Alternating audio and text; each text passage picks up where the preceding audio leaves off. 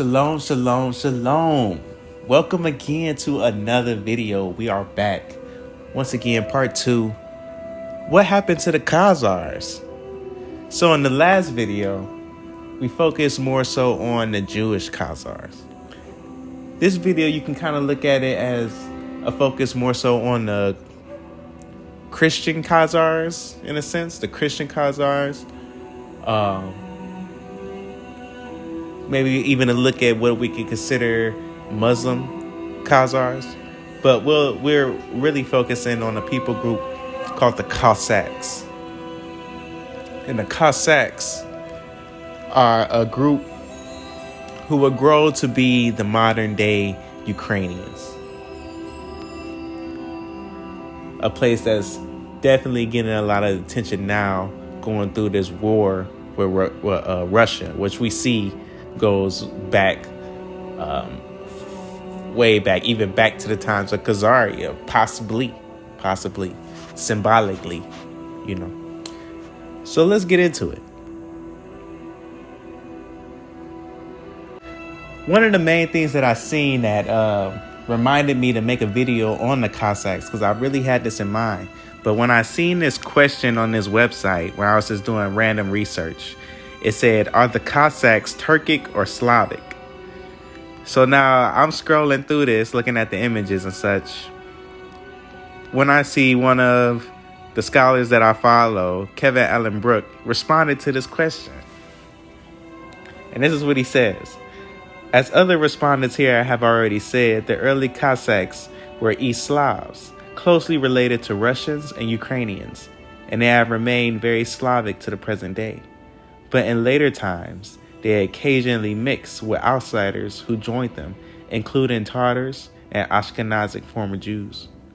The 2016 DNA study, the Haplomatch program for comparing Y chromosome STR haplotypes and its application to the analysis of the origin of the Don Cossacks by Marina I.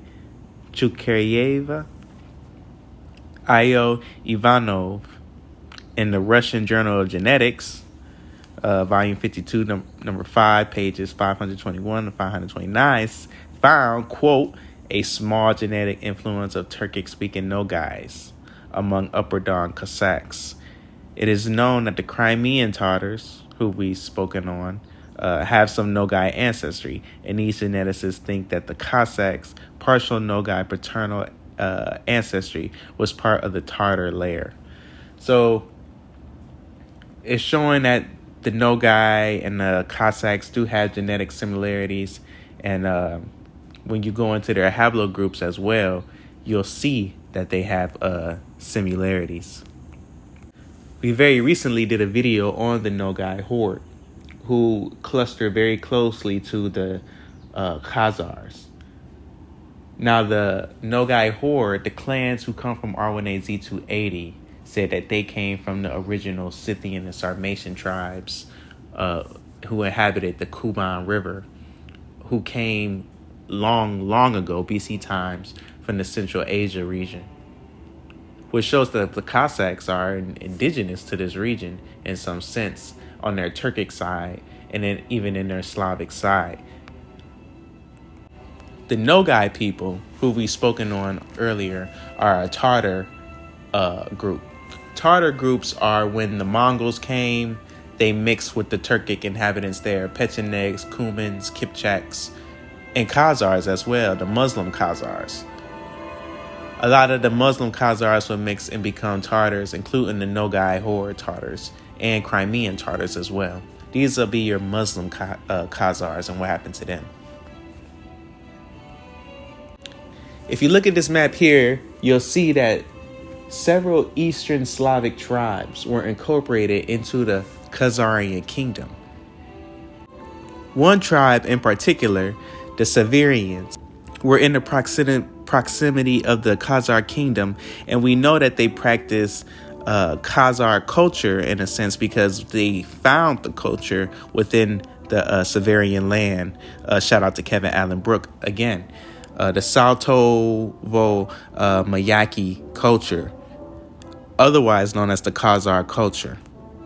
As you see, here's a garment that they would have wore.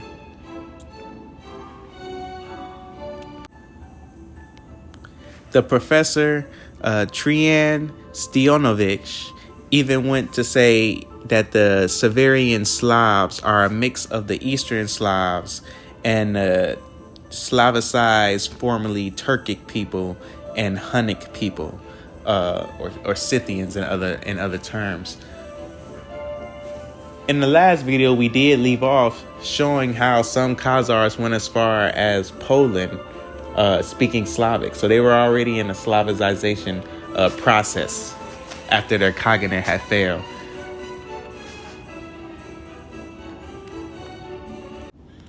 Now I would like to read this portion on DonRepublic.org about the Cossacks.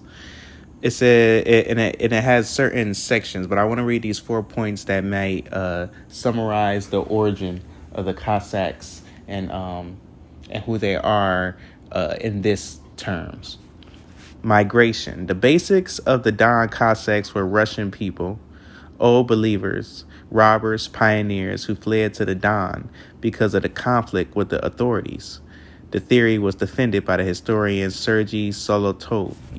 So he says there were Russians because the Eastern Slavic and Slavicized Turks became a part of the Rus. We read about that, how the Rus took over the Khazar Khaganate. And from the breakup of the Rus and the principalities being spread abroad, one nation that survived was called Ruthenia. Ruthenia is basically where the Slavicized portion of the Cossacks comes from.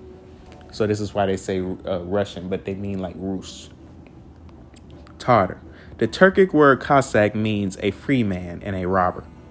The historian Velyamennikov Zernov considered the Cossacks to be Tatars who had converted to Christianity. Tatashikev suggested that they were descendants of the Kasimov Tatars who, under pressure from the Nogais, moved to the Don. Ruslan Sakirnov believed that the basis of the Cossacks were the Mishari Tatars, who were joined by Ukrainian settlers. Mishari Tatars even have relation to Hungarians, which shows how they could be related, how I can see the relationship between both of these people. And with that, I also want to say shout out to the positive Ukrainians and positive Hungarians in the Transcarpathia region.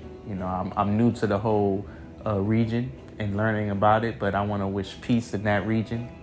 I've heard there's some craziness going on over there, and I pray for the Hungarians over there. Let's go to the next section here. Mix. Lev Gumelev put forward a version according to which the Cossacks were formed as a result of a mixture of Ukrainian immigrants and Caucasian Cossacks who fled to the Don steppes from the Kuban. The Cossacks we also heard about in the last video. They worked with the Khazars with Mstislav. And the last point, the Cossacks are descendants of the ancient Proto-Slavic population, which in the middle of the first millennium AD lived along the banks of the Cossack rivers.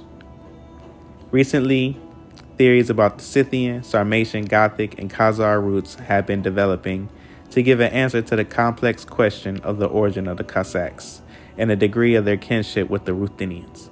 Historians and anthropologists were helped by genetics. The presence of a Turkic element in the Cossacks, in any case, should be reflected in its genetic material, which has been studied by scientists.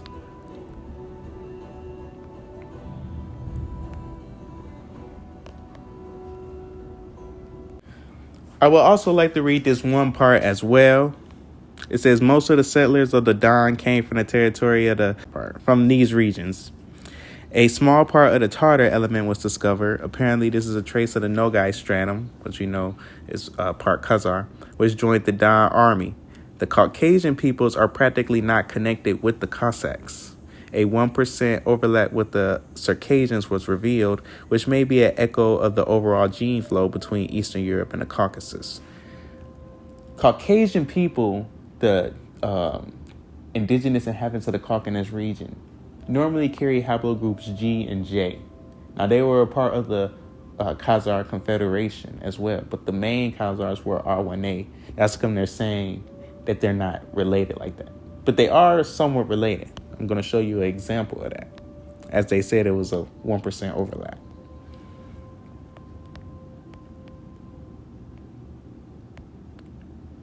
One DNA branch that I seen in the Cossack DNA list links up with Tartars and Adige.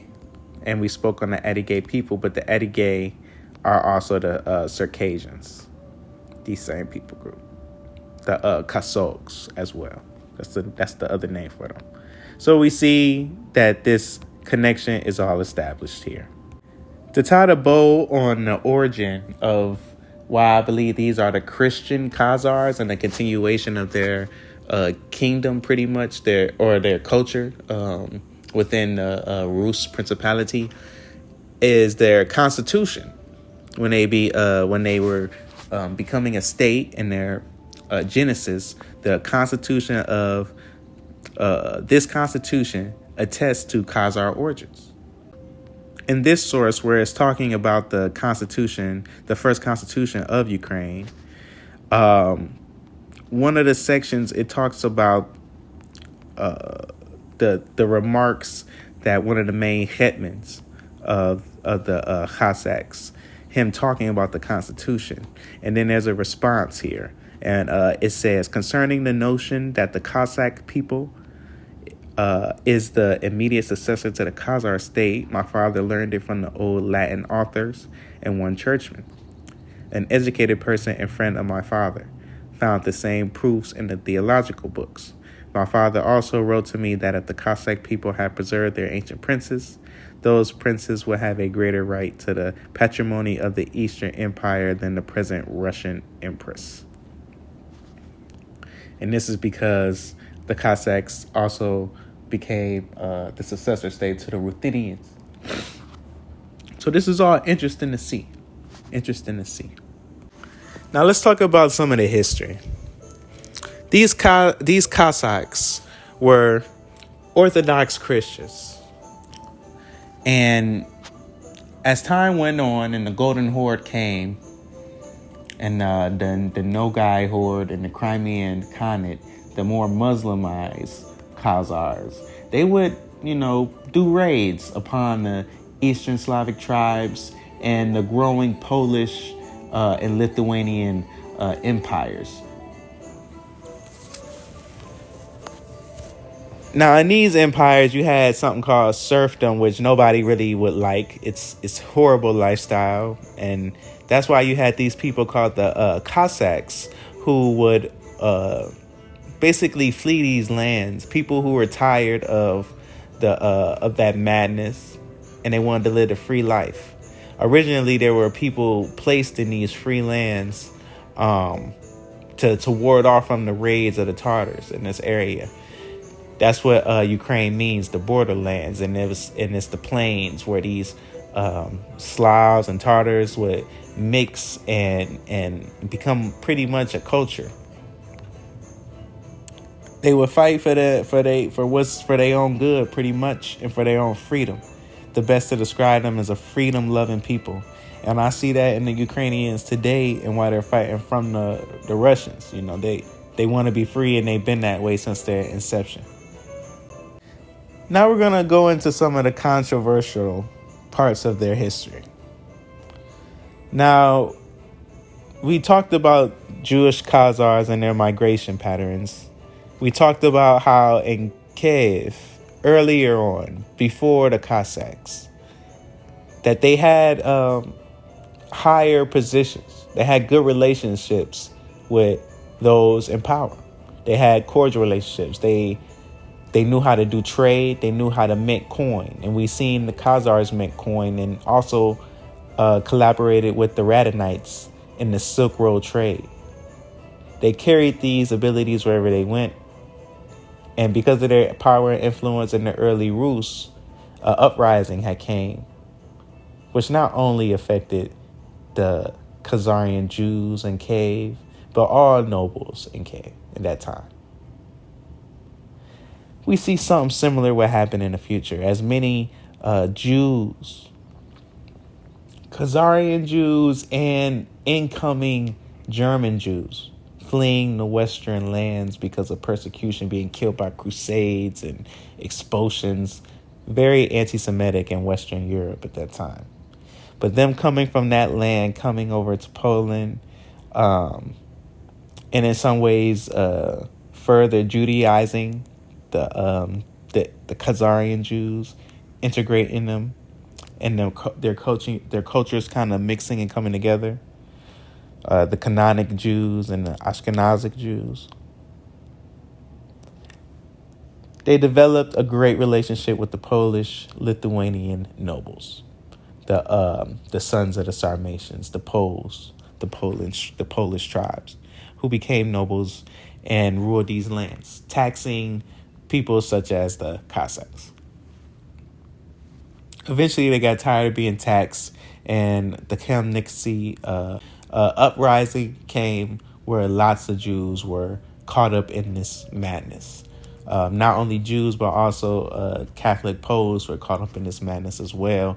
I heard one rabbi, he puts it as Jews with 22s. A lot of Jews with 22s were allies with the Poles in this basically war against the Cossacks, who were fighting to be free from taxation and also free from Catholic influence.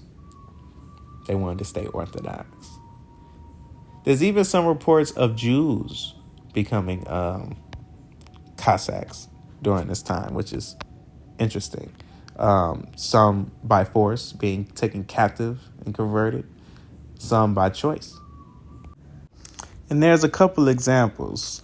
You have Berachah the hero, who fought in the ranks of the registered Cossack Petro, one of the hetmans, who fought against the Muscovites. And he was, and they looked at him as a fellow Cossack, Joseph, son of Moses, which is very interesting. And there's even a court case for his widow to remarry, showing that he was indeed a Jew. In 1637, we have another man who could have been a Cossack, whose name leads to a Karaite origin. After the uprising, Jewish life will continue to flourish. The Khazar Jews now upgraded, in a sense, with the incoming Ashkenazic Jews, and they were formed to make the Litvak Jews, and Jewish life would flourish in this land. And the Cossacks, who also migrated and made several branches by this time, also, make their way to survive, in a sense. They, fight for whoever is going to benefit them at that time, and they do what they need to do to make it, have their land, and continue their freedom, which is what they're all about, even to this day, doing what they can to fight for their freedom. There was something called decossification or decossacification, which was a Bolshevik policy, and you know about that. The socialists and the Marxists and all of that crazy stuff that happened, the far left revolutions, and they wanted to get rid of the Cossack identity, pretty much, the Soviets, and they wanted them to become Soviets and to stop having their identity, pretty much.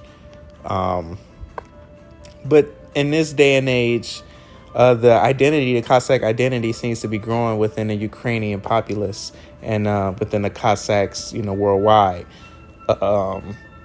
This is what we know of what I would say, in my opinion, are the Christian Slavicized Khazars, in a sense.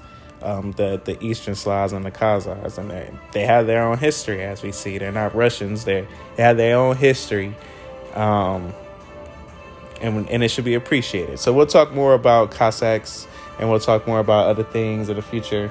We also see the relationship with Ukraine and Jews is getting better as well. So those uprisings in the past, hopefully we can all find forgiveness in those things. I know it hurts. It seems that I have both sides within my family line. But grace and peace, everyone. Like, comment, subscribe. I hope I've covered what I needed to cover in this video. But if not, y'all will let me see another day and we can do it again. So, shalom, grace and peace. Until next time.